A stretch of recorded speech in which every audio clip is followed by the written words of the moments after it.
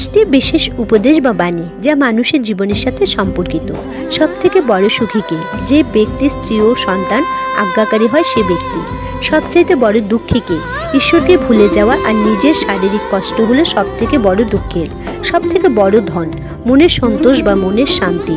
সবচাইতে বড় ধর্ম সমাজের ও পরের উপকারে সাহায্য করা। সবচাইতে বড় কর্ম মাতা পিতার সেবা, রাষ্ট্র অর্থাৎ দেশের সেবা করা সবথেকে বড় কর্ম। সবচাইতে খারাপ কাজ বড় স্ত্রীর দিকে কুনজর বা দৃষ্টি দেওয়া। সবচাইতে বড় পুণ্য মানুষ ও পশু পাখির মধ্যে অর্থাৎ জীবের ভেতরে স্বয়ং নারায়ণ নিবাস করছেন। অসহায় মানুষ ও অবলা জীবের সেবা করাই হলো বড় পুণ্যের কাজ। সবথেকে বড় পাপ মিথ্যে কথা বলা ও অন্যের দ্রব্য হরণ করা। সবথেকে সুন্দর সম্পর্ক আধ্যাত্মিক দিক থেকে ভক্ত আর ভগবান, আর সাংসারিক দৃষ্টিকোণ থেকে মা আর সন্তানের সম্পর্ক। সবচাইতে ভালো মানুষ সেই হয় যে অন্যের বিপদ ও দুঃখে পাশে থাকে। সবচাইতে বড় নাম 2 অক্ষরের নাম, সে হয় রাম নাম।